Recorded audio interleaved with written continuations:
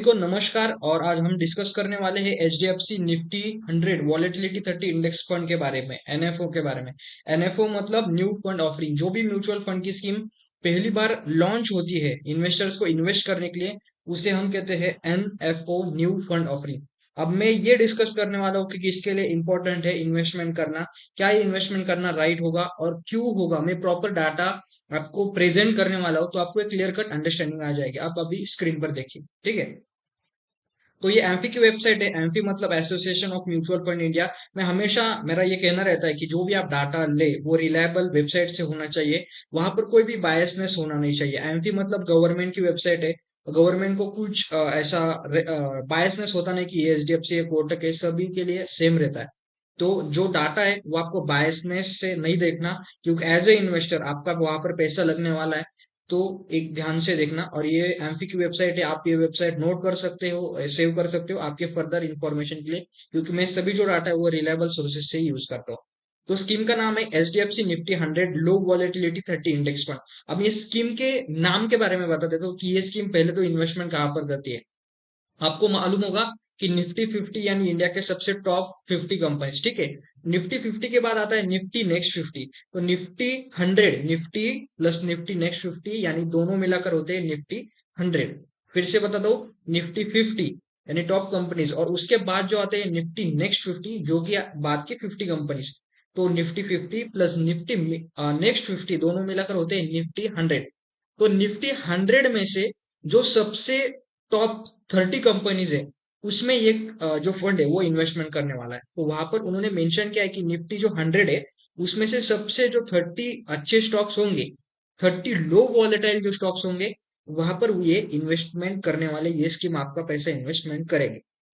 तो इसका पीछे का मैं थोड़ा सा ऑब्जेक्टिव बता देता हूँ आपको। अगर आप अपने पिछले 2 सालों से देखा होगा तो मार्केट ने आपको लगभग लगभग 100 to 100% के रिटर्न दिया है। ऐसे बहुत सारे स्कीम है कि 150 140% के रिटर्न, एब्सोल्यूट रिटर्न आपको 2 साल में मिले।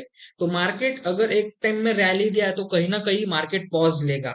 और जब पॉज लेता है, जब मार्केट में थोड़ा बहुत वॉलेटिलिटी आती है, एक तरह से मार्केट अप ट्रेंड हुआ, उसके बाद वॉलेटिलिटी आएगी, मतलब मार्केट थोड़ा प्रॉफिट बुकिंग करेगी। तो प्रॉफिट बुकिंग के समय में क्या होता है कि अच्छे अच्छे जो स्टॉक्स है वो ही टिकते हैं, बाकी जो खराब स्टॉक्स है उसमें से पूरी तरह से प्रॉफिट बुकिंग हो जाती है।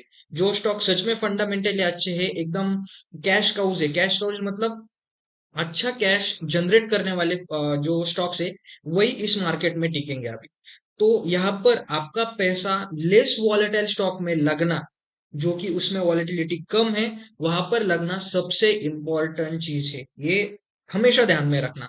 और ये निफ्टी 100 लो वॉलेटिलिटी 30 इंडेक्स फंड का भी ऑब्जेक्टिव ये है कि मार्केट के वॉलेटिलिटी के बाद, ये अभी मेरा कहना है, मार्केट के वॉलेटिलिटी के बाद मतलब मार्केट के अप ट्रेंड के बाद जो अब वॉलेटिलिटी आने वाली है, उसमें आपका पैसा एक सेफ जगह पर, जहां पर वॉलेटिलिटी कम हो, वहां पर आपका इन्वेस्टमेंट होना चाहिए। मैं कौन से स्टॉक्स में इन्वेस्टमेंट करने वाले हैं मैं आपको वो भी दिखाऊंगा। तो इन्वेस्टमेंट ऑब्जेक्टिव तो आपका क्लियर कट हुआ कि ये ऐसा नहीं कि आपको मैसिव रिटर्न देने वाला है, कई अपॉर्चुनिटी में अच्छे अच्छे इन्वेस्ट करने वाला है कि आपको एक मैसिव रिटर्न देगा, बिल्कुल नहीं। आपका कैपिटल सेव करना 2 साल 3 साल के लिए, ये इसका ऑब्जेक्टिव होने वाला है। और आपको कंसिस्टेंट रिटर्न मिलेंगे। अभी आने वाला 1 साल बहुत ही हेक्टिक होगा, बहुत ही इन्वेस्टर्स के लिए हार्ड होगा। ये मेरा पर्सनल कहना है, क्योंकि मार्केट कंटिन्यूअसली 3 4 सालों से ऐसा नहीं होगा कि मार्केट आपको 50 60 रिटर्न पर एनम देगा, ऐसा बिल्कुल होगा नहीं। मार्केट कहीं ना कहीं पहुंच के सिचुएशन में जरूर जाएगा, ठीक है। स्कीम का नाम है निफ्टी, एचडीएफसी निफ्टी 100 लो वॉलेटिलिटी इंडेक्स फंड। मैं फिर से कहता हूँ, 100 निफ्टी 100 में से 30 स्टॉक्स में वो इन्वेस्टमेंट करने वाले हैं। ओपन एंडेड फंड होगा। उसके बाद कैटेगरी का नाम है इंडेक्स फंड। ऑब्वियस, जो इंडेक्स चल रहा है उससे सेम रेप्लिकेट करेंगे ये इंडेक्स फंड। ओपन हुआ था 21 जून को और क्लोज होगा 5 जुलाई को। तो अगर आप एक सेफ इन्वेस्टर है, आपके पास बड़ा मनी है, आपको कंसिस्टेंट रिटर्न चाहिए, तो 100% आप एचडीएफसी के फंड में जा सकते हो। मैं एचडीएफसी की थोड़ी रिलायबिलिटी बताता हूँ। एचडीएफसी के बहुत सारे फंड्स बहुत अच्छे परफॉर्मिंग है, चाहे वो एचडीएफसी का मिड कैप अपॉर्चुनिटी हो, एचडीएफसी 100, इनका एचडीएफसी 100 निफ्टी 100 है मेरे ख्याल से, वो भी बहुत सबसे बेस्ट परफॉर्मिंग फंड है। Mid cap HDFC mid cap opportunity वो तो सबसे बेस्ट है, और 100 भी सबसे बेस्ट है, ठीक है। तो क्लोजर डेट 5 जुलाई को है, तो 1 2 दिन बचे, आप उसे अप्लाई कर सकते हो। उसके बाद यहाँ पर अगर आप क्लिक करोगे ये स्कीम इन्फॉर्मेशन डॉक्यूमेंट पर, तो ये आपके एमपी के वेबसाइट पर ही मिलता है, मैंने डाउनलोड करके रखा है। अभी मैं आपको ये बताने वाला हूँ कि ये स्कीम इन्वेस्टमेंट कहाँ करती है। मैंने जैसे कहा कि अगर आपको लेस वॉलेटिलिटी, लो वॉलेटिलिटी चाहिए तो आपको कैश काउ बिजनेस चाहिए। कैश काउ मतलब उसे कोई भी मार्केट की वॉलेटिलिटी हो तो अफेक्ट नहीं करना चाहिए मार्केट में। ठीक है, कि मान लो कल 10% मार्केट गिरा तो ये जो स्टॉक्स है वो बहुत कम गिरते हैं, क्योंकि उनका जो बिजनेस है, जो उनका बेसिक्स है वो बहुत अच्छा है।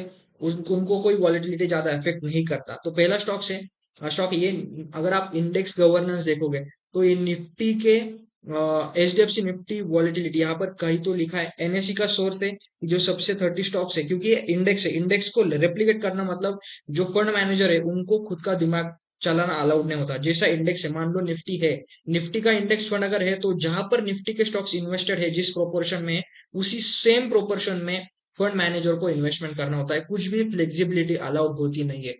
तो म्यूचुअल फंड के जो फंड मैनेजर है खुद का दिमाग नहीं लगा सकते। जैसे म्यूचुअल फंड या जैसा इंडेक्स है सेम इंडेक्स को कॉपी करना।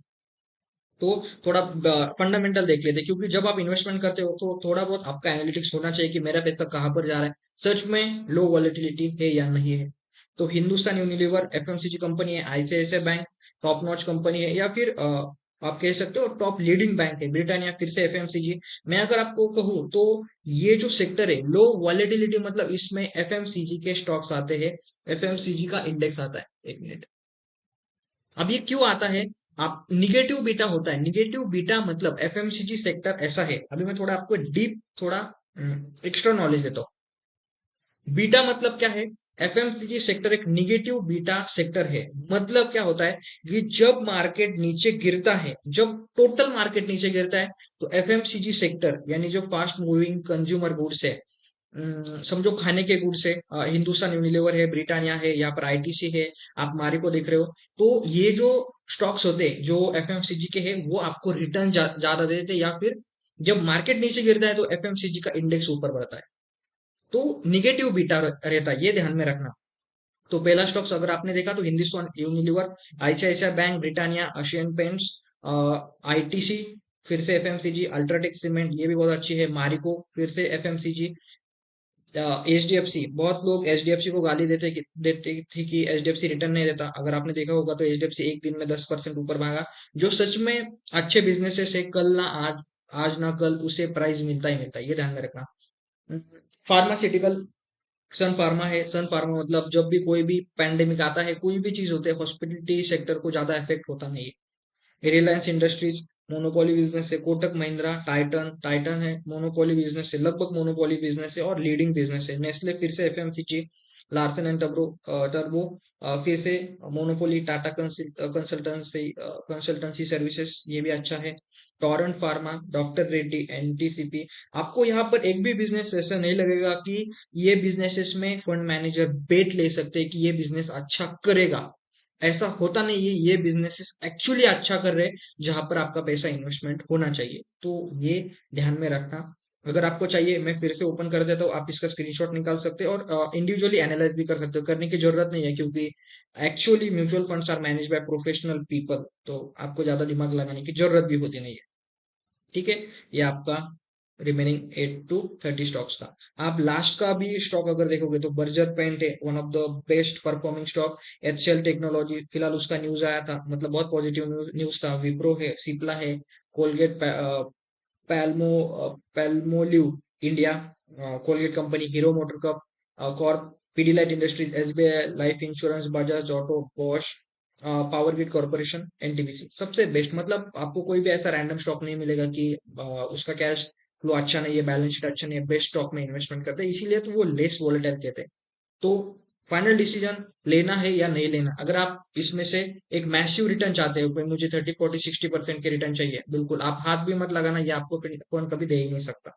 सेकेंड बात, ये डिस्क्लेमर नहीं है, ये जो फंड है आपके सामने जो दिख रहा है ऐसे स्टॉक्स है कि जो लेस वोलेटाइल है उनके बेसिस पर कह रहा हूँ, या उन्होंने भी मेंशन किया। ठीक है, या नाम ही उसका वही है, लो लो वॉलेटिलिटी फंड।